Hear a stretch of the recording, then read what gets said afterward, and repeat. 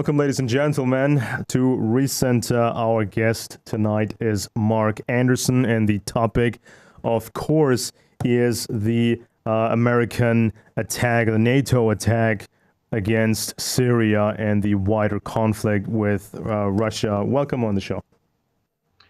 Thanks, Alex. It's great to be back on your show. Absolutely. So we wanted to do the show a day earlier, and that would have been right before the actual attack happened, the attack that everybody was anticipating. So now we have even more facts and more background. And yeah, so the attack was definitely limited. So it's no reason for everybody to absolutely panic just yet. However, we can all agree that this isn't over. You know, this is an ongoing conflict, and everybody's looking at the role of Trump. What is he about? Why did he agree to this? And what will be the next chapter of this East versus West confrontation? Yes, it's troubling in a sense. Of course, the ongoing conflict that you mentioned, Alex, is ongoing since 2011 or so, when Western-backed terrorist forces operating as a fake freedom fighter onslaught. We're told that this was an uprising of a rebellion against the leader of Syria's rule, Bashar al-Assad, and that this was a grassroots uprising, when in fact the ongoing conflict consists of these Western-backed terrorist units, al-Nusra, even al-Qaeda, which we were told was responsible for 9/11. Somehow we managed to join forces with al-Qaeda elements. Bashar al-Assad was that bad enough to where we would join those blamed for 9/11 in order to try and take down Assad. We had Mossad backing, CIA, MI6 backing, going into these so-called grassroots uprisings, when in fact they are a proxy army for the West and these intelligence agencies. So the bombings we're seeing now, which I understand, and I know it's very hard to know exactly what's going on, which I understand are surgical at warehouses and so-called production facilities related to chemical weapons on the outskirts of Damascus and things like that. And they're trying to minimize casualties and all these claims. But this attack is simply an outgrowth of the ongoing Western attack on Bashar al-Assad that's been going on for about 7 years. So even though it looks like a sudden escalation of conflict, it's actually a continuation of what's already been going on. It just has a more dramatic effect when you see bombers in the sky rather than mortars on the ground. Well, I think many people simply do not know what these superpowers want, what their plan is, what their intention is. I think that we've seen a lot of very simplistic statements in the media. Those people who are who have more sympathies for Russia than NATO. This kind of a simplistic argument: NATO just wants world war, but obviously superpowers are more complex. Yes, they're vicious, but they're also kind of pretty complex. And I think Correct. that one aspect of this ongoing proxy conflict with Syria is draining Russia's funds. So Syria has been very expensive for Russia, and I think it has been rather cheap for the U.S., which is very cynical and very, very cruel. Because let's face it. Let's compare this. The Qatar and Britain and America, they only had to spend a smaller sum to buy rifles and RPGs and smaller stuff like that to supply to these rebels and jihadis and all these different groups out there, while Russia had to actually maintain some sort of some semblance of a state. And of course, running a state or supporting a state like Syria is much more expensive. And also, both superpowers have to think ahead into the future. So, if NATO gets its way, and let's just consider or just imagine that for a second, NATO gets its way, the Russians withdraw, Assad regime falls, then what? How could NATO or would NATO ever want to build a stable state in Syria after the civil war when these different groups absolutely hate each other? So nation building is not exactly the strong suit of the U.S. governments of past. And also Russia has to think ahead. And I don't think that Russia would plan into the future with the Assads, because if the rebels lose and Russia gets its way, if the rebels lose and all of Syria is being retaken, I don't think they could have a functioning Syrian state with the Assad leadership, because I think that would just antagonize all these different groups that have been fighting. I think that Russia would seek to find some new sort of government there. These are very intriguing questions and points you're making, Alexander. It's a little bit of a tough thing to read, but I do agree that Russia has its hands full supporting a ally like Syria. And you're asking a very good question. If the West, which has been so determined to topple some 7 Islamic nations, as Wesley Clark, the former NATO head, announced, I believe it was on Amy Goodman's Democracy on America, or Democracy for America, that news site, and it was announced some 7 or 8 years ago that there was a list of 7 nations floating around the Pentagon that were targeted to be taken down. Libya is one of them. Iraq's another. Libya, of course, is in a state of chaos, as we understand. At least that's what we're told, since they brought down Gaddafi. So, yes, all these nations are on the hit list. Many of them have been taken down. Syria was one of those on the list. But what do they do if they do take it down? What if Bashar al-Assad is deposed, killed, overthrown, or whatever? Would Russia put somebody else in there as a proxy leader, as an ally, or what would the West even do? They really never cleaned up the mess after Libya, as I understand it, although I'm sure there's a lot that we don't know about that. But all this nation building, all this engineered conflict, toward what end? I mean, certainly they want chaos, and out of chaos comes order, but that's kind of a nebulous thing to say. And we say that a lot on our newscasts, out of chaos comes order. Well, what kind of order? We don't know yet, but and the total strategy is not visible to us, but at least we're asking the right questions. Maybe it's just about destruction. That is also an option. And so when everybody was anticipating the attack, of course, we had Trump's tweet, "Get ready, the rockets are coming." Then everybody waited. Then everybody waited for this press conference the same night, and Sarah Sanders, she stepped in front of the cameras and she started talking about this new internet trafficking law, like nothing ever happened. And then she was asking the press if there were any questions whatsoever. It was so bizarre. But when the world was anticipating an attack, different kinds of media was floating possible targets, and so some of the targets that were floated around were serious military installations of Syria, and these military installations, some of them were even evacuated, anticipating an attack. That was in the press. So Syrians are moving out of these bases to evade a possible attack. But now we see this Navy strike group, the United States Navy strike group, huge strike group on the way to the Mediterranean. So this isn't over.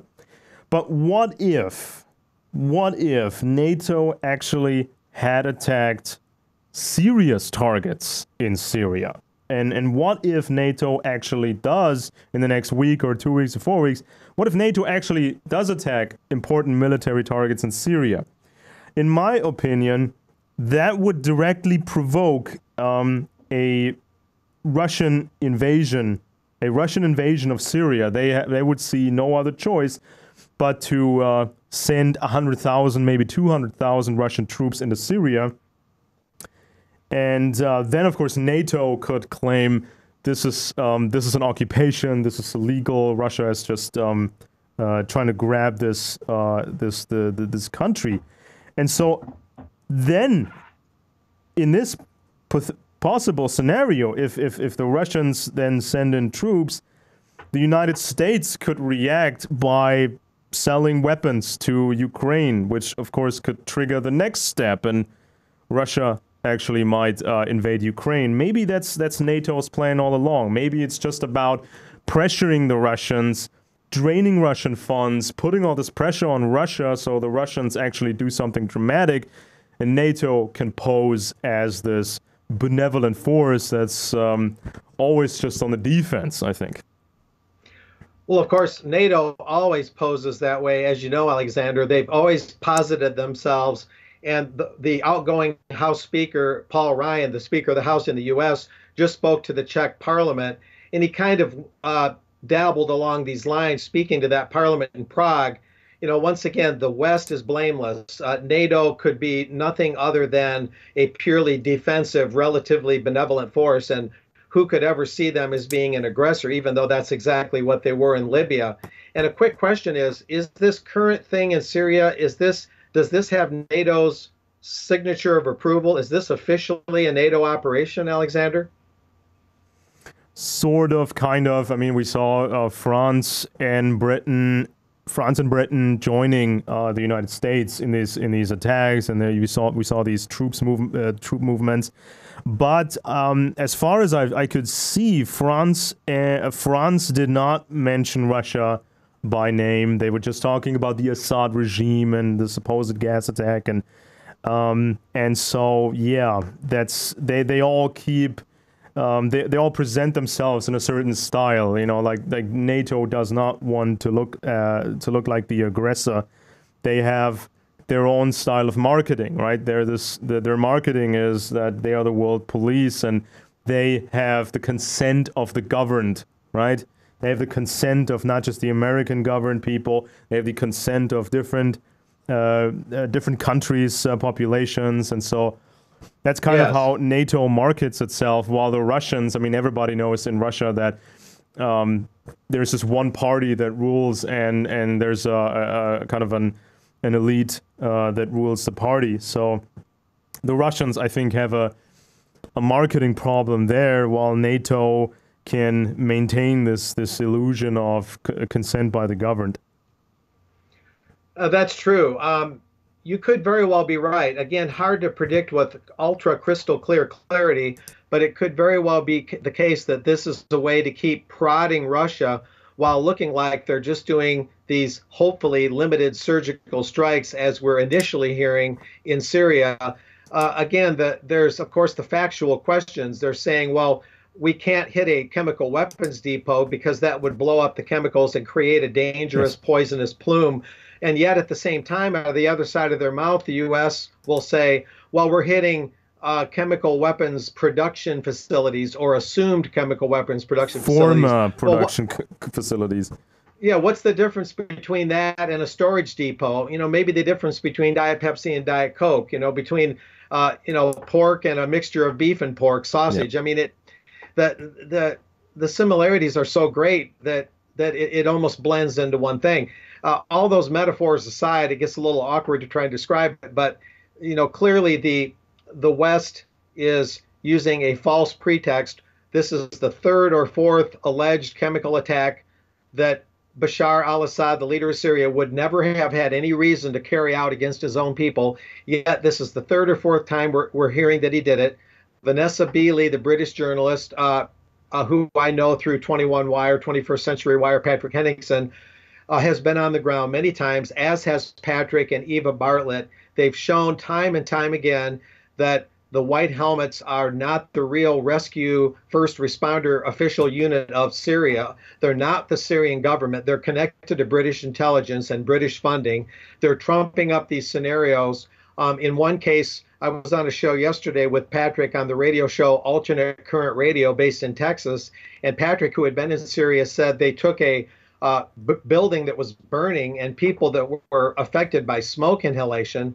And there was an intervention as these people were being treated, and these people came in that nobody knew who they were, and began kind of a street theater sort of thing, and putting masks on children and manipulating the situation and filming it and making it look like the aftermath of a chemical weapons attack, literally a street theater operation that showed up at this hospital where people were being treated for smoke inhalation.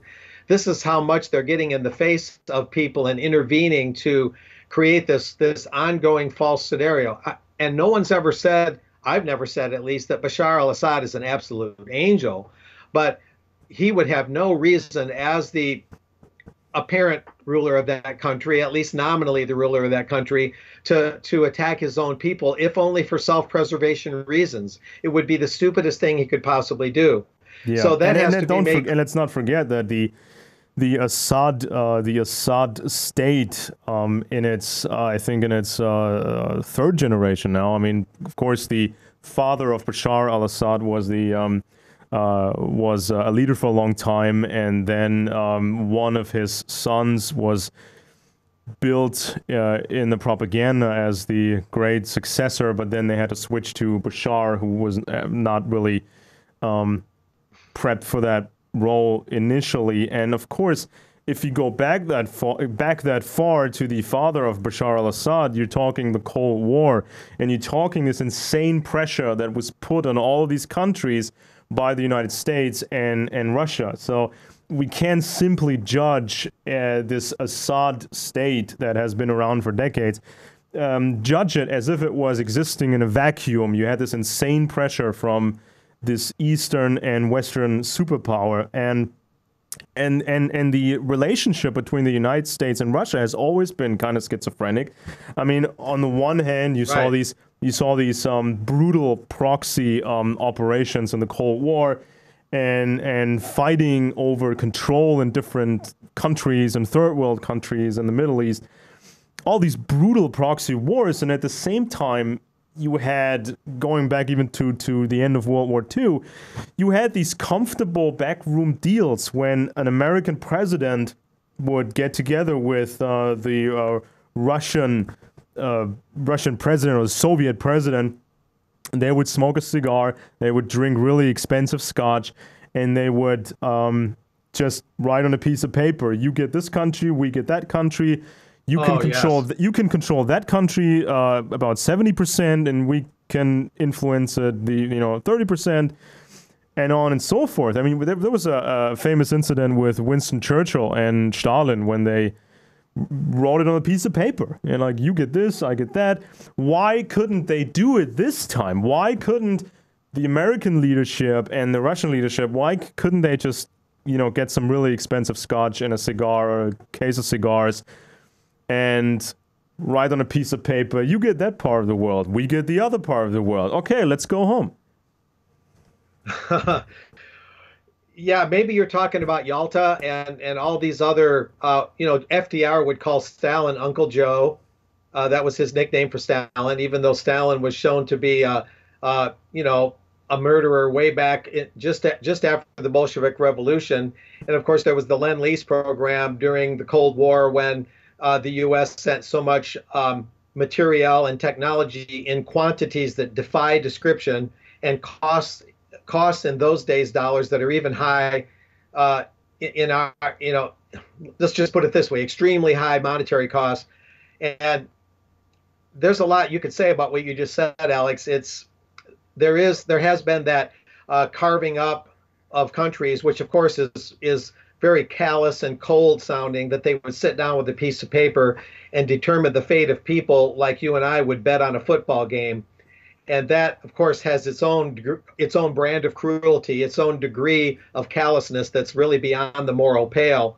But at the same time, it's not necessarily an immediate launching of military hostilities. It's more of a backroom deal that has a lot of terrible consequences down the road. Maybe some of them immediate, but yes, it's not necessarily an immediate run for cover military attack. So yeah, we could almost hope for the good old days of carving up countries quietly over a cigar. I can see what you're saying, although there's a certain irony to it. It's cruel either way. One is just a more backhanded way of doing something, where a military attack is a more upfront way of doing something. But certainly, you're right in saying, and very accurate in saying, that we can't just judge Syria in a vacuum the way it is now. We have to look back at the history and the fact that the Assad bloodline or that family has been ruling that country for quite a while. Yeah. Bashar was maybe the accidental guy or the guy no one ever expected to rule. I believe he's actually an eye doctor by trade, right? Yeah. So, yeah, we need to keep this context in mind. But certainly, the other context is the more recent history, like I said at the beginning of the show, and that is that what we see now is just a continuation of an ongoing Western-backed attack, whether there's planes in the air from Britain, France, and America, whether it's NATO-backed or not. It's always been intelligence-backed, and it's always been a smaller scale, medium scale, and now a larger scale attack on Syria. And we're all hoping, of course, that it doesn't go beyond simply prodding Russia, like we said a second ago, and actually result in provoking Russia to the point where they get involved. Because imagine if somebody attacked Israel head on, and we're, of course, blood brothers to the end, no matter what the Israeli army does, no matter what the Lukid party does there, no matter how bad they get. The U.S. is dedicated to sending umpteen foreign aid dollars to Israel, and supposedly would come to its aid if Israel were attacked. And yet we're prodding Russia to not do the same, even though Syria is being attacked. And we're going in there arrogantly, assuming Russia will just lay back. You know, some people I talk to have simply said the best thing Russia could do, whether you like the Putin regime or not, the best thing they could do would be nothing, and just sit back and let the U.S. and the West look ever more like the aggressors that they generally are. And then Putin would have the moral high ground and could go from there to try and repair relations and call up Trump and say, well, Mr. President Trump, even when you announced the attack on April 13, 2018, even when you announced the attack on Syria, even during that speech, you said, we can still hope for someday better relations with Russia and Iran. Trump said both of those things, even though he had to put in the verbal qualifier, maybe it'll happen, maybe it won't, you know, the way Trump talks. But he still put it out there on the table that maybe we could still be, quote unquote, friends with Russia and Iran, which is of course going to anger the Israelis a great deal by bringing Iran into that statement.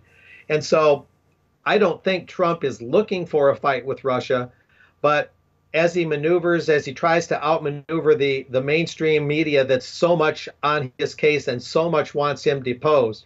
The mainstream media wants him deposed almost as much as Western forces want Assad deposed, probably the same. But to the extent that the Western media and the deep state wants Trump to be out of office, impeached or whatever, they keep backing him into a corner. He keeps trying to placate them and say, like a year ago, hey, I'll launch some cruise missiles out into the middle. You know, I'll if you get off my case, I'll launch these missiles. I'll say a few bad things about Syria. I'll say a few bad things about Russia. Nothing really became of that cruise missile attack almost exactly 1 year ago. Yes, but isn't money and draining Russian funds, isn't that the bigger issue? I mean, yes, the missile strike we just saw was, let's call it surgical, or let's call it symbolic. Apparently some empty or half-empty storage facilities were hit. Nobody died. You know, that was not a serious military attack yet. But all of this is costing the Russians a lot of money. And Syria is just one of many places, like Ukraine, that's costing Russia money. NATO, if NATO invests, let's say, or secretly invests, you know, let's not officially under a NATO banner, if NATO spends $1 on rebels in Syria, how many dollars do the Russians have to spend to offset that problem? I don't have the exact number in front of me. I don't think anybody has the exact number, because this information is secret. But we can imagine if NATO spends $1 for every dollar that NATO spends to cause trouble in Syria, the Russians might have to spend $5, $10, because it's always easier to stir up trouble and destroy something than to build something or maintain something. Very true. And just to finish this point real quick, we see not just this funding of the rebels, we see new sanctions, and then again new sanctions and new sanctions. It's costing Russia money. Both of these superpowers have thousands of nuclear warheads. So they cannot fight each other with a full-on nuclear war. But if they have an arms race, Russia would likely lose because the Western bloc has more money. So is this a repetition of the last Cold War, where it's an arms race and we're just waiting for Russia to say, okay, we're drained? But what would be the end of that? We would see a repetition of what happened in the early 1990s. Russia would declare, in this hypothetical scenario, in a few years maybe, Russia would declare, okay, we can't afford this anymore. This isn't sustainable for Russia, this arms race and these proxy wars. We Russians have to withdraw from certain places, but we can't. But the West cannot allow for us to break up into different parts and pieces. So you have to humor us and you have to help us in certain ways. That would be a repetition of what we saw in the early 1990s. Why not save the trouble? Why not save the trouble? Smoke a cigar, have some brandy. You know, you get this part of the world, we get that part, and go home. I don't know why they wouldn't do that. And we're not in those back rooms where the cigars might be smoked to hear what they're saying.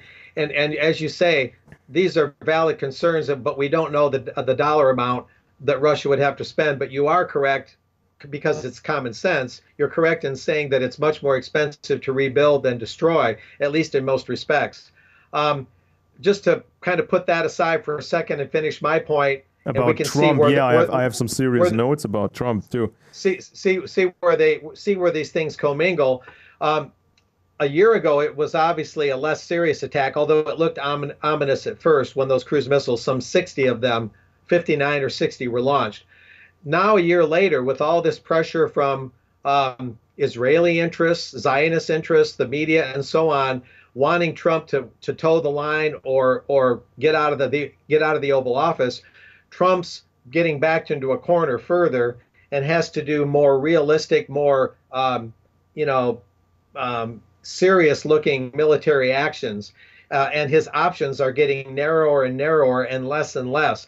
He wants to appease and placate all these forces because I think deep down, despite his faults, whether you like him totally or not, I think he wants to honor at least most of his domestic America First promises.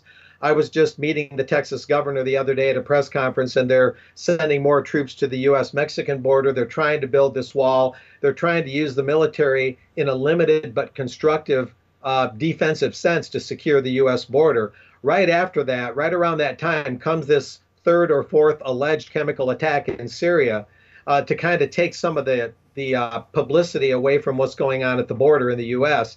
So that common sense action is now being overshadowed by this crazy looking action going on against Syria. And Trump's options, as he's trying to do the right thing in some respects, are getting narrower and narrower. And the danger is that he won't have any more wiggle room left. And rather than placating all these forces against him, he'll have to totally surrender to them.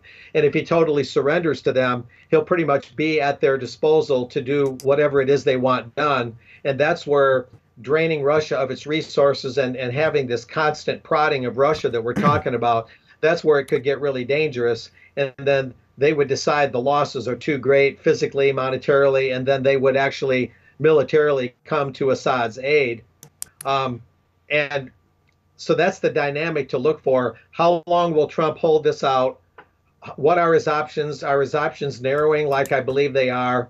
When will he run out of those options? And then if he holds out, if he keeps this conflict going long enough, these attacks going long enough, and that very well might happen because he's got other countries involved that might egg him on. And certainly this is what Netanyahu wants, because you won't see any Israeli warplanes involved in this. They sit back and they take the U.S. foreign aid, and they don't do much, except they've done a few surgical attacks against Syria just here and there when it serves their selfish interests.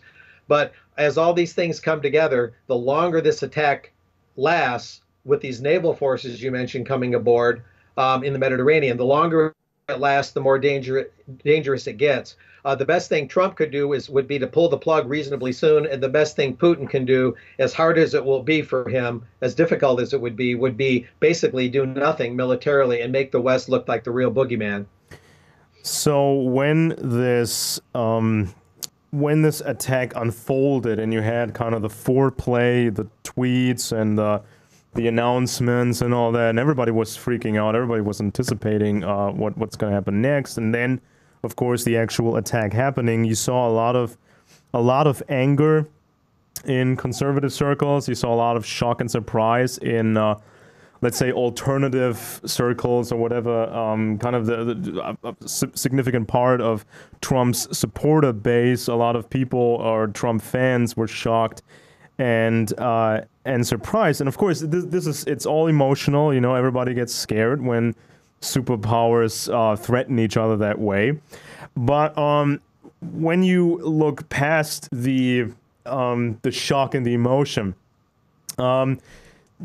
conservatives try to explain to themselves and explain to others why Trump was going along with this. Why was he saying what he said in those televised appearances? And he talked about this definitive gas attack, and he was commending the strike afterwards and all these things. So, I mean, we've seen Trump tear up speeches before. We've seen Trump go off script, and of course we know his tweets. And some conservatives have now voiced the fear that Trump might be compromised, that somebody might have found something, whether it be the Stormy Daniels thing or the raid of his personal lawyer's office or something, some other possible scandal. So that's kind of the fear that's being voiced now, that somebody found something on Trump and they're using that something that was found to get him to compromise harder and harder. And when Trump began his campaign, I was very cautious. I was wary because he was completely new in politics, and he was certainly saying some good things, not necessarily in a diplomatic, statesman-like way. But I was cautious because of his backstory, because we know how dirty politics is. And, you know, I thought at the time during his campaign, I thought, what if there is some videotape of something? What if he was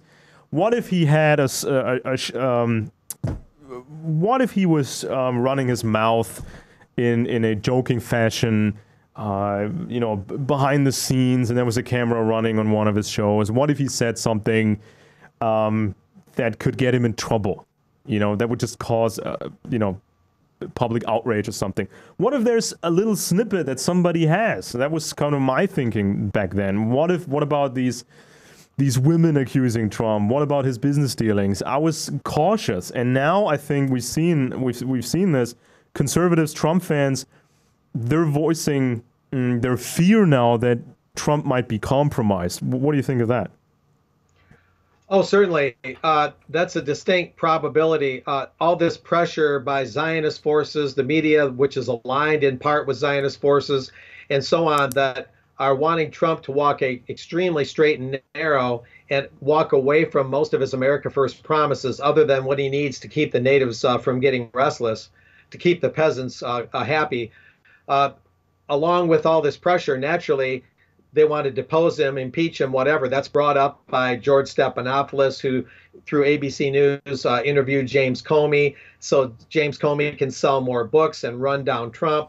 And Stephanopoulos, who's been with the Council on Foreign Relations and is a former Clinton official, now he's with ABC News as a well-known pundit. He talks openly with Comey about impeaching Trump.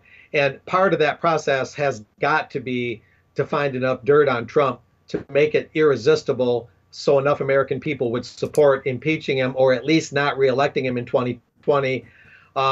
Because one thing that scares the establishment to death, even though Trump is not totally America First, he's not the constitutionalist that we'd like to believe. We don't know where his philosophical center is sometimes. Sometimes his compass is spinning all the way around. Yeah. But the establishment does not want him to serve two full terms until 2024. They either want to impeach him or get him out of there in 2020. and try and make the Congress, at least in one of the chambers, back to Democrat, and preferably both chambers, get rid of Republican rule. That's what the Chuck Schumers and other powerful, influential members of Congress would like to see happen. So the Robert Mueller investigation, raiding the office of Cohen, Trump's attorney, all of this is calculated to find the dirt, the smoking gun. And you might be right, Alex. We're never going to know, probably never know what it is, but it would appear that they may have found it. And even if they didn't, even that's important. Even if they did not find a smoking gun, even if they never find anything really substantial on Russian collusion, even if they don't really find the gold they're looking for, they can just dig and dig and dig and wait until Trump or his entourage trip up in some small way. Like they said one thing under oath maybe or something, and it wasn't exactly accurate, and not smoking gun, not collusion evidence or anything big, but just something, where he tripped a little, and that could be then construed into grounds for impeachment, sort of like, Bill Clinton, I did not have sex with that woman, but sort of, kind of, and so then it was about, oh, he lied. It was not that he did not caught violating the Constitution. He did not get indicted on something real, but he tripped up and he lied when he shouldn't have, and that's what was used against him. So maybe they'll never find something really, really juicy in terms of Russian collusion on Trump, but maybe they're just looking and waiting for Trump to trip up, and that could be enough to, get concessions out of him. Well, you've heard of the expression, Alex, death by 1,000 cuts. Yeah. That's evidently what they're looking for. No one scandal seems titanic enough to bring him down, but death by 1,000 cuts, throwing 1,000 darts at the guy and figuring that a few of them will hit vital organs. That seems to be the modus operandi here. Just as a footnote, whatever he did with Stormy Daniels was not as president. What Bill Clinton did with Monica Lewinsky was not just as president, but was in the White House. Yeah. And other Clinton sexual scandals, did not have sex with that woman, all that. Yeah, but the Stormy Daniels thing now is supposedly evidence for an illegal campaign contribution. So a private matter is now tied into his campaign, and that's how it works. Well, they had to bring that up evidently because of what I just said, because unlike Bill Clinton, who abused women as Arkansas governor and had the Lewinsky affair as president in the White House, unlike that, Donald Trump had his sowing of his oats and his going off the grid a little bit sexually, evidently, well before he ever held public office. And keep in mind, the president is the first public office he's ever held. He's not like Ronald Reagan, who was California governor. He's not like Kennedy, who was a congressman and a senator before becoming president. Most presidents held some previous public office. There's been a few exceptions. Trump is one of those that never held public office. So he's got a lot of history behind him when he was never a politician. And that included sowing his oats and having his fun, evidently. And Stormy Daniels was one of those. Evidently, the former Playmate Karen McDougal was another. Evidently, I say. We don't know with hard proof that there was a tryst there. We can assume probably there was, but we don't know. But yeah, they have to invoke something like tying it to a campaign contribution. Otherwise, it can be written off for what I just got done saying. Well, that was before he was. And maybe Trump a few years ago, maybe Trump was tricked by, kind of tricked a little by some of his acquaintances. Like when he was looking for new money and he was looking into possible Russian business at a time when, before 2014, before the Ukraine crisis, before 2014, so that sort of business was encouraged. All kinds of companies, Europe, America, everybody, lots of people try to do business with Russia. That was not seen as a treasonous thing back then. And so a few years ago, when Trump had some business ideas concerning Russia, maybe Donald Trump had a lunch meeting with some, people he knew from you know, informed circles in America, and maybe Trump just asked him, okay, if I do this and that kind of business, would that be a problem for me? Is that in any way, shape, or form, weird, or could that get me into trouble? And maybe his acquaintance, his friend or whatever said, "Oh no, you just go ahead and deal with these people. Just keep your nose clean. You know, some of these real estate dealings, and just do that. And don't worry about anything else. Let the CIA or the NSA look into these matters, and maybe they can even find something interesting. But that doesn't concern you, Donald. You just do your business. And if you can lure in some of these Russian investors, maybe the CIA can make use of that. Maybe the NSA can get some juicy data or whatever, and everybody wins. And don't you worry, Donald. You just go ahead." And then Donald went ahead and did some meetings or whatever. And later, when he ran for president, that stuff is now used against him. Right? It's like, hey, go ahead. It's not a big deal. It's not a problem. We had high-ranking globalist politicians in Europe encouraging business with the Russians, and total insiders, encouraging business with the Russians, and now everything flipped, and this stuff is used against Trump, and maybe, according to this current speculation, maybe somebody has enough to put pressure on Trump to agree on certain things. I mean, certainly Trump's agenda has slowed down considerably, so we don't know when a larger wall will be built. The budget that was signed was pretty large and was baffling a lot of conservatives, to put it mildly. Correct. And of course, the foreign entanglements and that sort of thing. But do you remember Trump's big foreign policy speech when he was running for president? It didn't get a lot of attention. Most media said he's never going to win anyway, so who cares what he thinks? And Right. and I listened to that speech. I listened to every word of that speech, and I did a video back then. And in that speech, he did not threaten. In the speech, he did not threaten China or Russia, but he did kind of present himself as this new Ronald Reagan type who would exert American dominance and scare America's enemies and, go hard on countries that were treated softly under the Obama administration. And of course, he didn't name specifics, I think, if I remember correctly, but of course the implication was, while he's probably talking about Syria, he's probably talking about North Korea. So on the one hand, Trump was tweeting, let's not get involved in these wars, it's stupid, it just costs us money, it gets us nowhere, let's just focus on the US. And then he was giving this Ronald Reagan type speech, and that was kind of a mixed message in my view. I mean, did people expect that 1.5, 2 years ago, that what we see today? Did people really expect that sort of confrontation between the U.S., China, and between the U.S. and Russia? I mean, we're not talking about George Bush messing with Iraq and Afghanistan. We're talking superpowers here.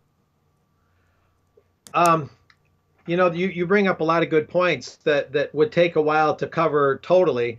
I can revert back to a Chicago Council on Global Affairs meeting that I attended. They're the Chicago version of the CFR. And there was a Notre Dame professor there that cited the work of Walter Russell Mead. I believe that's his name. He's a policy wonk. And this Notre Dame professor was saying that to understand Trump's foreign policy, and I believe this professor was generally accurate, you have to look at Trump not as a total isolationist like he, in some cases, tried to present himself as, but as a Jacksonian, metaphorically referring to Andrew Jackson. In other words, Trump would be an interventionist, but a selective one, and not a total interventionist where the U.S. militarily polices the world nonstop, pokes its nose in every place it shouldn't be, and never knows when to quit. And also not a total isolationist where the U.S. withdraws from the world a little bit more. But right in between, that this professor called or defined as a Jacksonian. So an interventionist, but a more selective one that would only get involved like when he faced down Korea about a year ago or a little bit less, and didn't like what the leader of North Korea was doing. He sent some naval assets that way. He flexed a little bit of American muscle. And next thing you know, before too long, all of a sudden, North Korea's leader wants to come to the peace table. One could pretty much chalk up a victory or a good grade for Trump on that front, in that regard. So maybe this Jacksonian approach is a way of understanding what he's doing, and maybe it does have some dividends, like getting Korea to the peace table. But on the other hand, as you basically implied with what you said, Alex, there's still a lot of confrontation kind of hardwired into what Trump is doing, although it's not always overt. Trying to blunt China, trying to blunt Russia, and those are not defenseless third world countries. They're superpowers, as you just noted.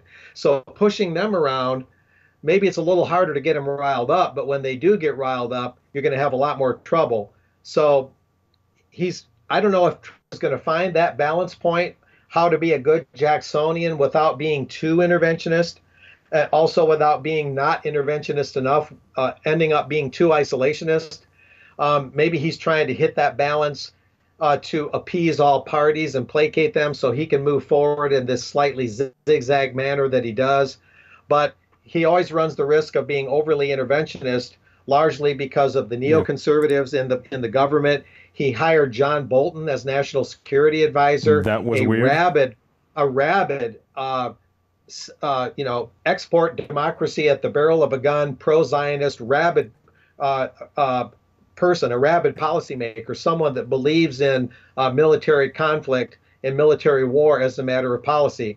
So bringing Bolton in clearly tilts the scales in favor of more interventionism, away from that Jacksonian middle ground that Notre Dame professor described, again, I think fairly accurately. And so now Trump is, like it or not, maybe he even doesn't like it. He's almost like the captain of a ship where the ship is tilting to one side and he can't get it to balance anymore, and it's tilting toward the war side of things, the military conflict sort of things. I think what's hurting Trump was something that was initially kind of an asset for Trump, the fact that he was not a career military officer, he was not a career politician, right? He was an outsider, but now I think that's kind of hurting him because he doesn't have as many allies. He hasn't been able to, he doesn't have kind of this large network of trusted people who think his way. And Trump That's a very good point. I don't mean to interject, but that's an excellent point. He's not like Kennedy, more or less career politicians, as their father wanted them all to be, all the Kennedy boys. House member, Senate member, makes all those friends and kitchen influences people. Remember the kitchen cabinet? Not offhand, but then he's not like Eisenhower, who came fresh out of World War II and really undeservedly got all these accolades. He didn't deserve it at all. What he did to German soldiers right in the wake of World War II is reprehensible beyond the pale. Nevertheless, a celebrated military officer, deservedly or not, he's not like that either. He is a businessman. And as you say, he has business assets. He has allies in that realm, but that's decidedly different than the deep state and long-term political realm. And so he's coming into this as being cut from a different cloth for reasons you just stated. And because of that made him refreshing for the voters. He did meet a lot of people. I mean, of course, he did meet a lot of people in his career. Even his show business career put him in contact with international people. I mean, he met some important Russians when long before Trump was even running for president. So he got around and he talked to influential people all over the world. And of course, his real estate business, led to a lot of meetings all over the world. And of course, he had to get familiar with different countries. So sure, Trump built some sort of a network, but he didn't have kind of the opportunities that a career military official, a 2-star, 3-star general would have had over his career. before running for, yeah, before going or into a politician, politics. right? Yeah, before going into politics, and Trump, of course, did not have a multi-decade political career such as Hillary Clinton's career. So I think that Correct. that's a problem, and people forget Yes. Trump has been elected president, not king of the United States. So people were voting for Trump, but they also voted for the Republican Party, and that is a huge apparatus. Lots and lots of paid staffers and people and mechanisms and networks and all that kind of stuff. So that's what people need to understand. And I mean, to learn from this and to move forward and to improve on things, I think there needs to be a much broader approach instead of just waiting for somebody like Trump to arrive on the scene and then hoping that he can do it all when he has to exist in the White House in a completely separate world, completely different environment, and he doesn't have these connections that other career politicians have. So he had acquaintances. He tried to bring in General Flynn. He brought in Rex Tillerson. He brought in a lot of people, but how closely did he know those people? Right? Oh, all of that adds up to a very tenuous situation. Absolutely. All these things about Trump made him appealing to the voters, as I was saying a minute ago. But at the same time, that's what made him vulnerable to the deep state and its allies throughout the government. And you're right. Unless he were to become an absolute dictator, and no matter what he says, that's the law, and that nobody wants that, not even Trump, although he's got that bravado type A personality that kind of heads that direction a little bit.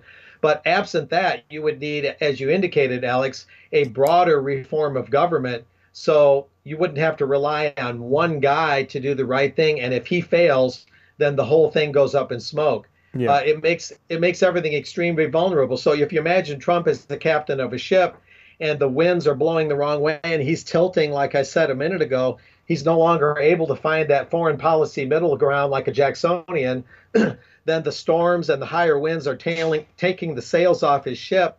And Stormy Daniels is standing there on deck along with some of these other figures on the ship of state, if you will. And water's coming over the bow, and the boat is taking on water. And if that ship sinks and everybody has to jump ship, what's going to replace it? Well, there's nothing there, and the Republican Party itself cannot be the replacement. And here's why: the Republican Party, whatever it was founded on, right in the Lincoln Civil War days, back in the 1860s in the United States, whatever it may have been founded on, whatever its principles may have been then, and that's when the Whig Party disappeared and we began to narrow down toward this two-party system over the decades. But whatever it was founded as then, the Republican Party of today is not the Republican Party of 1960 and before. The Republican Party of today is the Rockefeller wing of the Republican Party in simple terms. That's when Barry Goldwater ran and was defeated. And by the time Nixon got in, Nixon, although he tried to be his own man, was on a short leash under Nelson Rockefeller and other Rockefeller forces. That's why Nelson Rockefeller ended up becoming vice president when Ford got in after Nixon resigned. The Rockefellers were waiting in the wings. So long story short, the Republican Party has been hijacked, and it and the Democratic Party were made to be very much alike each other. So Trump, not really adhering to either party to a very strong degree, being his own man, can find no refuge in either of those parties, not the Republicans nor the Democratic and Party. Trump's day only has 24 hours. Let's remember that, right? And he's got the schedule, and you got to appear here, and you got to, be on camera there, and this situation and the economy and domestic policy and this and that. His day has 24 hours.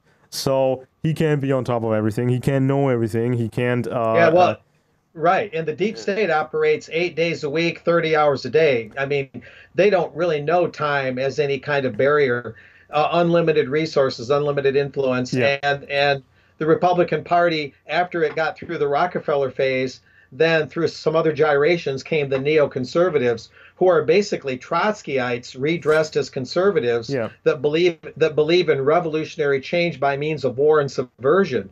So how But do you drain the swamp? I mean, what is a oh, somewhat plausible way of draining the swamp? Now, we learned that it's not good enough to just wait around and complain and bitch until some, billionaire comes up and says the right things and tries his best or whatever. That's not good enough. So if we look at politics or the political sphere parallel to Trump and after the Trump era, whenever that era might end, how do we drain the swamp? How do we build a broader base that can turn things around? So how do we get enough good people, knowledge people in positions of power so that it's not reliant on one person who can't do it all? Boy, I wish there was an easy answer. One thing that has to happen, and this is just a matter of due course, this simply has to happen.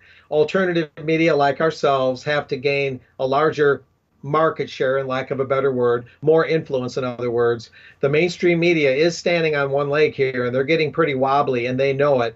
That's why they collude with Facebook and social media, which in turn colludes with the government to shut down alternative media, to take down their YouTube pages, to take down their Facebook posts, to diminish their views on the internet and diminish those numbers by messing with the algorithms. Mark Zuckerberg of Facebook just spoke to Congress and was asked mostly, why did you allow Russia to use Facebook to influence the election? And very little was said. Practically nothing was said about why Facebook was shutting down alternative media in the United States who live under the U.S. Constitution and the First Amendment. And why isn't Facebook being treated like a utility and subject to antitrust law? These things were practically avoided, why they went with the Russian meme. So the media thing, I think, Alex, has to be one of the fundamental changes that would set the stage for broader reforms and would make it so we wouldn't need some billionaire superhero to come in and try his best, dragging all his sins and all his skeletons with him and trying to ward all that off and avoid all the scandal and trying to say, hey, America first, let's seal the border, let's bring some jobs and money back and get better trade deals and better taxation systems, all of which Trump has been trying to do, and somewhat admirably. There's things I would change. This last omnibus budget bill, 1.3 trillion, was a lot of overspending, even though he got 1.6 billion for the wall, but that's just for a modest start for the border wall. And all of that is laudable so far as it goes, but the fundamental changes need to happen. You're correct in saying that. Part of it is the media reform and for alternative media to gain more influence like we're trying to do, you and I and others every day. UK Column, 21st Century Wire, American Free Press, and on down the list. But the other reforms would probably involve monetary reform so the financial system doesn't give the bankers so much control over politics. That's probably a topic for another day, but that has to happen. But in terms of specific political reforms, I'm tempted to say get more political parties in the U.S., like the Constitution Party, and don't just have a two-party system. I think that would help to a point. But we also have stolen elections here. They talk about election meddling. We have electronic voting machines here that can be wired and programmed to steal our elections, and that has been done. Elections were stolen by the U.S. way back in Guatemala. The United Fruit Company, they deposed the leader there. The CIA was involved. And we blame Russia for wanting to manipulate elections. The U.S. has been overthrowing regimes and manipulating elections way back until the birth of the CIA and even before that. So election reform, monetary reform, media reform, these are fundamental building blocks that would have to happen in order for a more lasting, enduring political reform to happen. In my notes, I like to mention three things. First of all, book reading. Okay, seriously, people need to read books. Less YouTube. Yes, I of course I'm on YouTube as well, but of course I'm endlessly quoting from literature on intelligence matters and history and the history of the empires and stuff like that.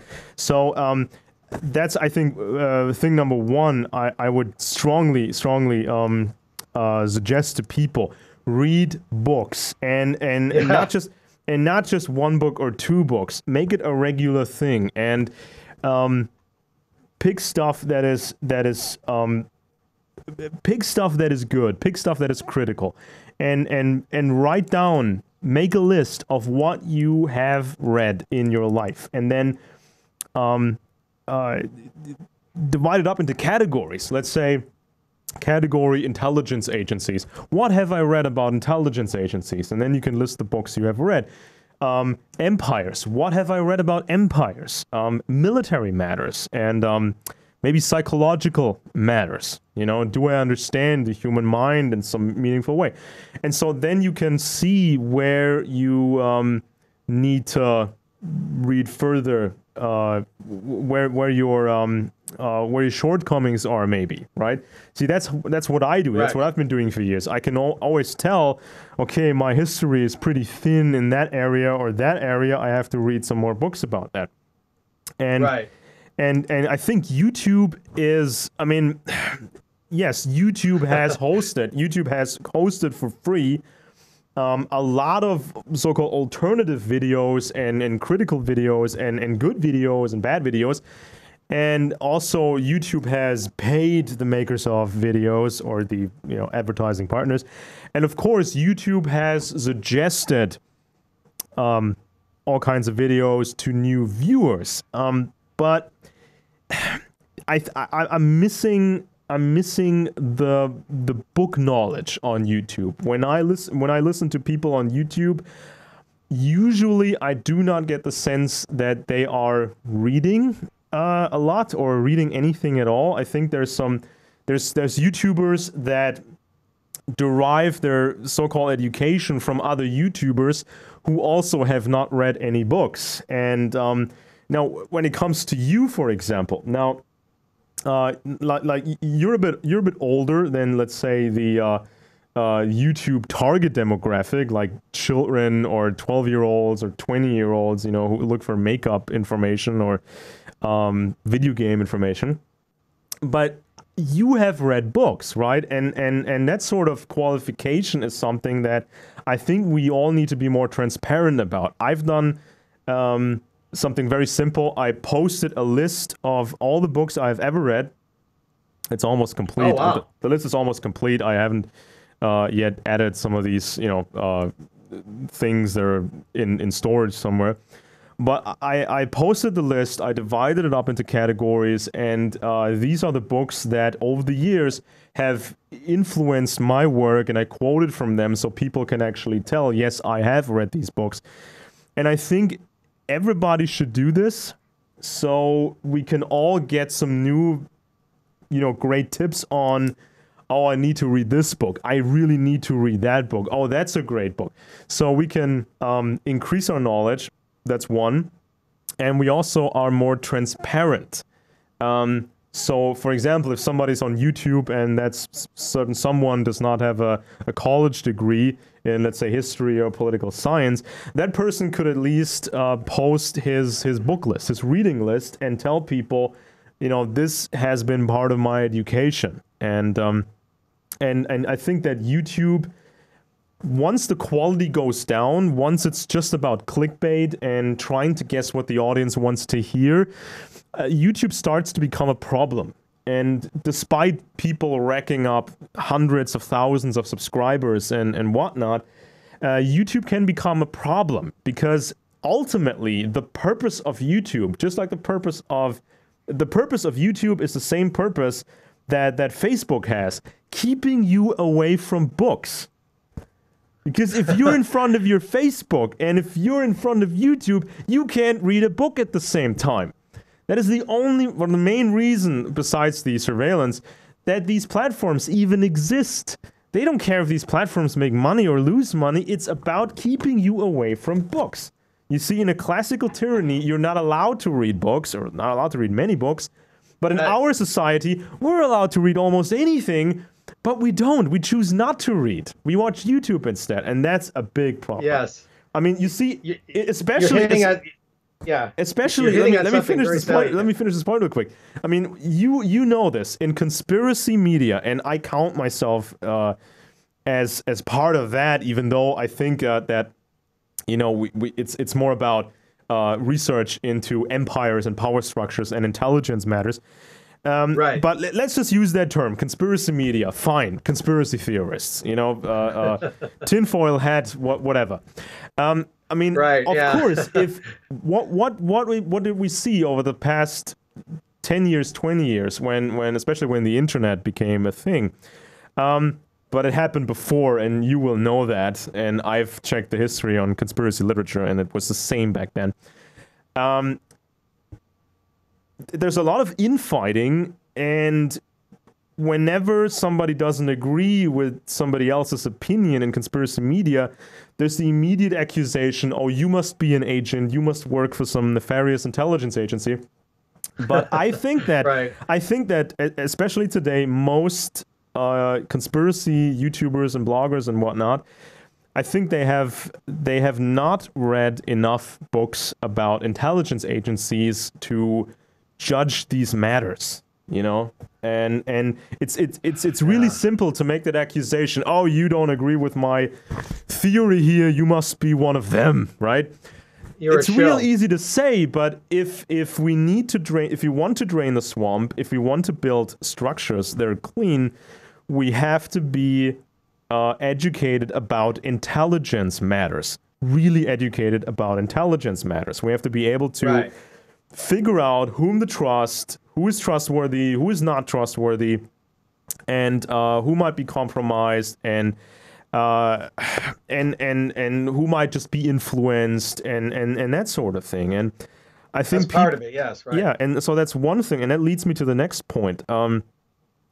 What we have to learn is screening people. Now, we just learned that Facebook and Cambridge Analytica, they can sort of, kind of, it's a lot of it is secret. They can sort of measure your personality. Now, of course, what Cambridge Analytica has used is a soft version of what can be built, and probably has been built in my speculation, because what Cambridge Analytica uses, kind of these five things that they measure in somebody's personality, you can expand that to maybe 10 factors. Including factors such as narcissism. How high is somebody on the narcissism scale, or how emotionally unstable is someone, or how psychopathic is someone. And if you include these things, a tool like psychometrics, what Cambridge Analytica uses, a tool can be extremely powerful and extremely dangerous. So the establishment, they can read us better and better and better, but on the other hand, we, the people, we don't have the skills. We don't have the skills to accurately judge another person. And so I think in conspiracy circles, just like anywhere else, there's a problem with narcissistic personality disorder, psychopaths, and emotional instability, and these sort of things. And I think that's another thing we need to work on through real literature. And there's also some good videos on YouTube, interestingly enough. Screening people. How can we judge someone? This is a, let me interject here. This is a very interesting line of inquiry. This could also be its own show. But those police dramas where they look at the suspect through a window, but the suspect cannot see the police officers looking at him. It's kind of like that. The deep state can see us and measure our behavior and our mannerisms, and they see us, but we don't see them. Other than we pick up traces and footprints around here, Bilderberg, a little bit what was said by the Council on Foreign Relations, a little bit what was said by the Brookings Institution, and some of their policy statements, and we get little traces of their fingerprints or their footprints. But they can see us whole cloth, through what we read, through what we write, through what we say, through whom we call, through those with whom we interact. And it's not a two-way mirror, it's a one-way mirror, like that police metaphor I just used. And as for the book thing, I think that part of the reason that the internet has been pushed so hard, particularly social media, not so much the internet itself, but social media, is to engineer us and to breed us away to kind of deprogram us away from reading books, to make it so we're a short attention span kind of society who are easily manipulated, who want just instant gratification. We're not willing to put the time into something like reading a book or studying something long term. And you'll notice what happens in the schools, what happens in public libraries, what happens in the media. All these institutions are being geared toward short-term information, not a lot of studious reflection. And when you go into an American library anyway, I don't know about Germany, Alex, but a U.S. library, it's harder and harder to find books of any substance. And even those that are there are written by establishmentarians, pretty much, written by academics that work for the establishment. And they're all pretty much to the left politically, but whether they're to the left or right, they're establishment. And so libraries should be the answer, but often are not. Our schools, as we were talking before the show today, are deplorable on both sides of the Atlantic. Homeschooling probably is part of the answer. The laws are probably better here than they are in Germany for that, to where there can be some independent re-engineering of education along the book reading lines. I mean, there are answers out there, but they condition us and engineer us to go away from all that. And of course, when you talk about, let's say, alternative media and their audience, the media makers and their audience, it's a two-way street, right? So on the one hand, the media personality should be transparent and say what their education is about certain topics, and you know, post a book list, for example. They need to show what their qualification is, and the audience also should demand qualifications, right? Because the audience, I think they are quick to assume that somebody on YouTube or somebody on regular television or whatever knows his stuff, but that doesn't have to be the case necessarily. And it's also this weird relationship on YouTube when it's all about clickbait, and it's a two-way street. The media personalities, they have to come up with clickbait, they have to come up with sensations, and they have to bluff their way through their videos, and to keep the audience coming. And the audience, they want the clickbait, they want the easy stuff, they want the fast editing stuff, you know, where there's a cut every 3-4 seconds. And there's got to be humor, and there's got to be a ton of emotion in it and stuff like that. So, you know, what audiences demand, that's usually what drives the people who make a living of media. So people should be educating themselves about espionage, seriously educate themselves about espionage, and seriously educate themselves about people screening, learning about personality disorders, and learning about how to assess someone. What kind of personality does that person have, right?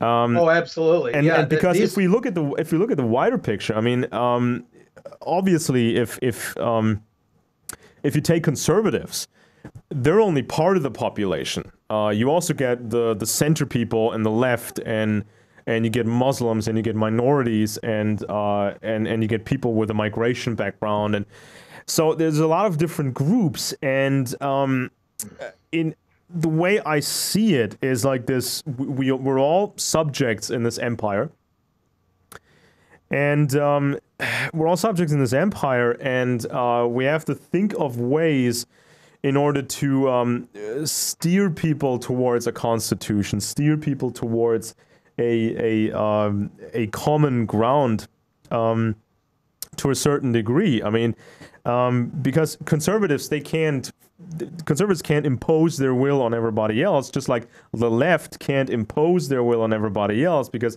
each individual group is not necessarily strong enough to impose their will on everybody else.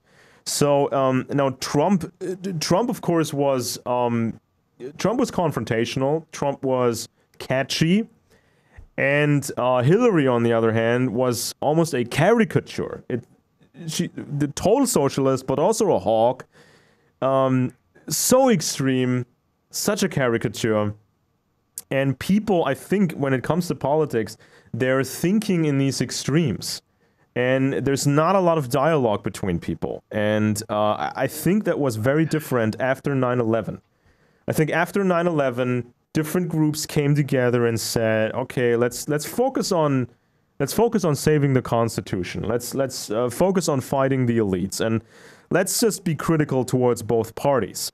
And I think that sense of unity got lost along the way, and I'm not sure what's going to happen after the next 9/11. Which, I mean, when we talk false flags and we talk the Trump administration, I mean, my biggest fear, and I've got this idea from kind of these deep state security researcher types, and which is you know, I read what they write, and they talk about these scenarios. And what I'm afraid of is a false flag combined cyber attack and biological attack. Now, it's not going to be the end of the world, but it's going to knock out systems. It's going to be chaos, and there's going to be like some really nasty flu that's going to kill hundred thousands of people in the U.S., maybe more, maybe in the low millions. And there's going to be like utter panic among the people, and of course, who will be blamed? North Korea, the Russians, China. And what then? And how is the population in the US and Europe going to react to that? Are people going to come together, or will they be driven apart even more? Well, this is a good place to interject. Again, a broad thing to tackle. Certainly, unity has always been a problem in most countries, especially the US, but across the world. And certainly part of the reason that we have this deep state, or part of their modus operandi, which is ultimately to protect the banking fraternity, part of their modus operandi, as we stated earlier, is to create chaos. Out of that comes order, their new world order. But that has to mean sowing discord, creating disunity. And they have to carry out gambits. Whatever happened on 9/11, and I don't think Judy Wood gets enough credit in understanding exactly what happened in New York City. I think she has a lot of insight into that's often overlooked even in alternative media. But whatever happened on 9/11, it did, maybe the deep state that was behind that false flag in some way, shape, or form, maybe they didn't anticipate that, as you said, Alex, it would create a new kind of unity, and it would help boost the alternative media, give them a focal point, and create a little bit more harmony where there wasn't any before 9/11. And maybe they didn't anticipate that, but they managed, as you implied, to bring that unity back down, possibly by clouding the 9/11 with too many theories, the way they did with JFK. With the JFK event on Elm Street, there was so many theories in the 1960s, and since then, there's so many books that are nothing better than a doorstop that really have nothing new to say, but they're all just full of all sorts of sub-theories and mini-theories that make the Kennedy event basically indecipherable, and as something that evidently cannot be solved in the eyes of most people. Although I know a researcher out west that I think has solved a lot of it, but we'll talk about that another time. Yeah. But then besides, and to kind of wrap up for today, to kind of summarize all we've been taking in, it's kind of a broad discussion. The part you said about understanding intelligence better, narcissistic personalities, screening people better, news stations, all these readers reading teleprompters, they need to name their sources. At the end of a newscast, they should list all their sources for the people to read on the TV screen. All of that needs to be changed, but ultimately, it's also for people to not only understand intelligence and understand all that goes along with intelligence, but to understand money and banking, the money system, how it works, why it doesn't work the way it should. And one of the things that's critical in our whole discussion, and really all geopolitical discussions, is everything operates on a playing field. If you view it as a playing field, everything operates on the monopoly of credit that the banks impose on all governments and all individuals. That monopoly of credit sets a certain round or a certain set of rules that everybody has to follow. It's usurious. It takes more money out of the economy than it puts in the economy. The usury indebts both governments and people. The usury enslaves both governments and people. And in each production cycle, as C.H. Douglas, a Scottish engineer, revealed in his book, Economic Democracy, one of the books I've read. Each production cycle produces more costs and debt and prices than it does wages. So in other words, workers can never earn enough money through their wages to pay for what comes off the production line. There's always a shortage of purchasing power. So, and then you have the debt and the usury and all that. So the banking consortium sets the ground rules on which governments and media and individuals operate. And then intelligence basically is to protect that consortium. So well, the banks today wouldn't be where they are without some serious intelligence work. Correct. Because that's ultimately at the heart of almost anything, and we can't keep just we can't just keep reacting to things. We always seem to be reacting. Oh, there's something Right. surprising just happened, like this Trump thing with Syria and the rocket attacks, and people are screaming and losing their heads. I mean, we have to stop reacting to things solely. We have to anticipate things. We have to think steps ahead and consider, okay, what would we do when this happens or that happens? And I think what people need to ask themselves right now, what are people going to do? What are they going to say when a real false flag happens? Something really big happens. Cyber attack or a biological attack or a mixed cyber and biological attack against the West. And then there's going to be the blame against Russia or North Korea or China. What's going to happen then? We need to think about this now. We can't just react when it happens, because there's, NATO can do outrageous things unless there is some shocking event and there's some shocking pretext, right? I mean, Right. a gas attack, supposed gas attack, and dead children only goes so far. It's not going to convince the people in the West that there's going to be some big war. We need to have a big, huge war because of a supposed gas attack that has not even been properly assessed yet. At least we haven't seen any significant evidence yet.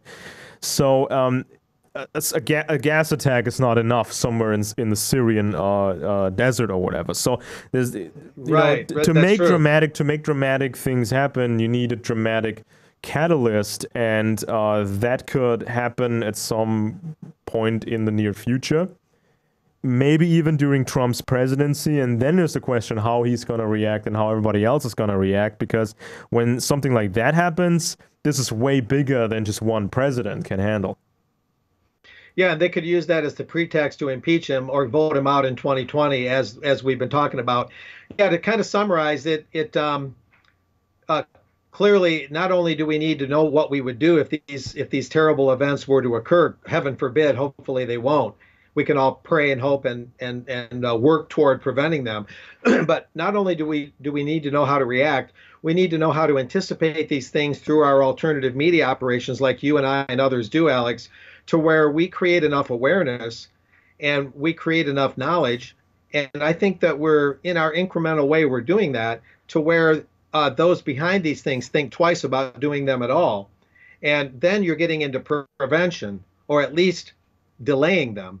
And delaying buys time. And if you buy yourself time, you can institute better measures to lower the likelihood of these calamities, or at least have a better plan in place if they happen. And so that way, you begin to not only monitor and expose the deep state, but actually begin to diminish their influence and their actions. And that's ultimately what the press is supposed to be about. Speaking truth to power is part of it, but speaking truth to power for purposes of diminishing that power in a peaceful way that brings about more peace and unity and less discord and a happier world. I mean, the media right now is weaponized. They operate on the pretense that war is at least an acceptable, if not a good thing, especially CNN, ABC, NBC, Yeah. CBS. When we met the last time we met at a Bilderberg conference in, I think it was Austria, and 3 years ago. Yep. yeah, in Austria, and there were these protests marching through the streets, and And a All of lot of them these are, protesters yeah, were a lot of these protesters were absolute communists, and the communist flags and right, Marxists, communist right. speeches. And we were wondering, do these communists understand that Bilderberg had a significant role in establishing socialism in the West and in the East? Have they read important books? Have they an understanding of these things? Probably not. And a lot of protesters who were not flaming communists, they didn't bother, they didn't bother asking themselves these questions about the communists. They just saw, oh well, this is some person who's against these rich Bilderbergers, right? I mean, Yeah, unity is important, but to create a true unity that will hold, you have to educate yourselves, and you maybe have to get correct. away from your Yes. particular political extremism, right? Because Yeah, and you have to when I find tried to people, you talk, have to yeah, find people who are still rational. You have to find people who are not absolute cult members, and you have to be careful. If you trigger a person a certain way, he's gonna close up and feel reinforced in his particular beliefs. So you have to improve your communication. You have to find these people who are not total cult members. And let's not forget, many leftists, they stop being leftists at some point. I mean, that's always been the case. So don't give up on right, people. that's Don't true. give up on people. Don't just hate them. Just talk to them and also admit to problems in your own political sphere. But you have to basically tell the other side that you're trying to fix these problems on your side, and you're hoping that the left will fix their problems on their side. And yeah, that was kind of very symbolic at this Bilderberg conference. And the next one is coming up very soon in Italy. And boy, is it going to be charged. I mean, are we going to see a lot of right-wing protesters this time, uh, or Well, due to the win, what we're understanding, the victory of a populist right-leaning element in the recent Italian elections, which the think tanks in the internationalist sector are going nuts over, by the way. They're very unhappy about it. Due to that victory in Italy of that conservative populist faction, we would anticipate some degree, you would think, uh, protests from that angle rather than always coming from the Marxist angle. That day in Austria, Alexander, I tried to get these Marxists to let me speak about Bilderberg, and they decided I wasn't quite the right kind of guy for whatever reason, but they only wanted a Marxist view on it, as you say, not understanding that the monopoly capitalists, neoliberal capitalists that inhabit Bilderberg created these socialistic structures to help keep the yeah. populace placated and in line, And but even at the same time, yeah, Even Bilderberg. I mean, the last conference or the one before that, Bilderberg was talking about the new class of the useless people, and maybe we should create a basic universal income and just keep people watching YouTube or whatever. So they will never actually become competition for the elites. So that's it's gonna be interesting to see. So I don't know I hope that. I'll be there, and I hope I'll be there. And man, it's gonna be a circus. Yeah, yeah. If I may put out the cheap plug, if you don't mind, my PayPal email is truthhound2 at yahoo.com, TRUTHHOUND, the number 2 at yahoo.com. If anyone wants to help me get to Bilderberg, I'll just put that out there. My websites are thetruthhound.com and steemit.com/@truthhound, Steemit being spelled STEEMIT, and then AmericanFreePress.net, through which I cover Bilderberg for the most part, and Congress and things like that. But like yourself, Alex, I plan on being there. We'll see if the populist right-wing people that won the election and those that backed them in Italy will be in Italy near Turin, I understand it, June 7th through 10 for the 66th Bilderberg meeting. We'll see if that faction will protest, and not just the Marxists we saw in Austria in 2015. That'll be one thing to look for.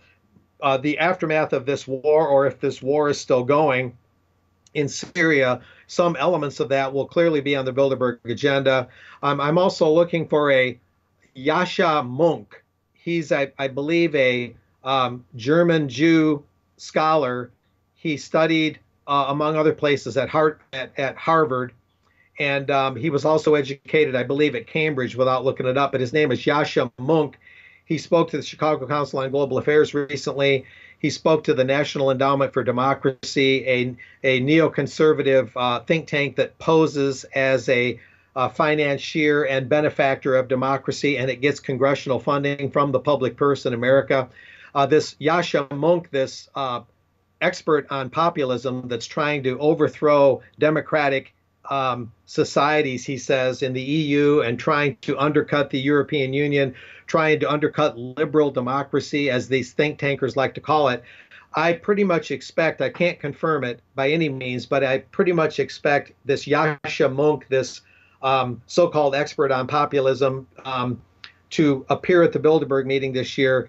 He's one of these fast-rising stars in elite circles. He's on this meteoric rise right now, Alex, and he's been speaking to these groups, the National Endowment and the Chicago Council, to talk about the rise in right-wing populism, what a threat it is, the political win of that faction in Italy that we just talked about, Viktor Orban in Hungary, and what a threat he is to liberal democracy. You know, how dare he want Hungary to have its own national identity? And I'm not saying Viktor Orban is perfect, but the establishment is very concerned about the rise of populism or its rebirth. Naturally, they try and cast it all as a falling back to the days of Hitler, which of course is not true at all. Hitler rose in particularly unique circumstances. The reparations of World War I were particularly egregious. That's a whole unique set of circumstances. So you cannot say that every populist is a would-be Hitler, but that's what they try to say. But all of this is just to point out that this Yasha Monk, he's got kind of an odd-sounding name. I believe this up-and-coming star, a pretty young guy in elite circles, he has all the right badges on his uniform, so to speak. He's rising really fast in their circles, and I would not be the least bit surprised if he shows up at Bilderberg this year. Yeah. So that's my so-called prediction, although I don't like to make them. But like yourself, I look forward to hopefully covering that event. It gets a little expensive, and we'll see what happens. In the meantime, I'll be covering an important conference called Media on Trial, put on in part by the UK column in 21st Century Wire in Leeds in the UK. I'll be covering that event, again, May 27, and it's called Media on Trial, and that's really, it's got some people with college degrees and all that fancy stuff, professors and media people that are going to be there, that are going to really dress down the mainstream media and really establish the case for the alternative media. So that, a little bit before Bilderberg, a couple of weeks or so, that's another really important event. Yeah, and don't forget, ladies and gentlemen, investigative journalism isn't cheap. So even if somebody is not traveling around all the time, investigative journalism is expensive, and especially acquiring knowledge. You know, taking the time to read thousands of pages on this topic and maybe tens of thousand pages on another topic. That sort of educational research work, and then of course just putting the pieces together, that sort of work is super important, but you're not getting paid for that work. You're only getting paid for what you put out there, right? So, and I think that's one of the reasons why many people on YouTube, political people on YouTube, I think that's the reason why their material is a bit thin or is lacking, because they don't have the time in this day and age where everything is so fast. They don't have the time and maybe not even the money to spend hours and hours and hours each week to read into these topics. They need to make videos, and make videos fast, and make them flashy, and make them clickbaity. So it takes time to really get to know these topics. And the less the audience is reading, the less the audience is going to demand real, insightful stuff. And here's a book tip. It's a classic one. I mean, I have so many books, but I just recently reread this one. This is Professor Carroll Quigley's book, The Anglo-American Establishment, where he talks about the Milner Group as a part of this secret British or Anglo-American empire, and this, of course, ties into Bilderberg as well. And at the end of the book, he also explains how Hitler back in the day was lured into attacking Poland by the British. They were telling him that it's okay, you know, you do that, you invade Poland, and we'll declare war, but it's just a formality, and nothing's gonna happen and whatnot. And Quigley, yes, he was an insider, but he explains his perspective pretty well. He says, oh, absolutely, yeah. He says he believed in the idea of a kind of a modern type of British imperialism, or a modern British Commonwealth. You know, he believed what the elite was telling him. He seen their papers. He wanted the British. Right. He wanted the British way of life to spread, and he wanted kind of this modern Commonwealth thing. And Right. And then he talks about the Milner Group, which had its insiders and its outer people, and a lot of these members were useful idiots. They believed what they were told. They believed we're continuing the British Empire, but it's going to be soft, and it's going to be nice, and it's going to be very British, and it's all going to be fine. But then Quigley was shocked at what these powerful circles did before World War II and during World War II, and also that these powerful people formally lost the British Empire. Now, Quigley did not know the whole agenda. Quigley did not know the whole plan. He thought that these elites, these British elites, they just messed up. They made mistakes. They didn't use their heads. They try to get Germany to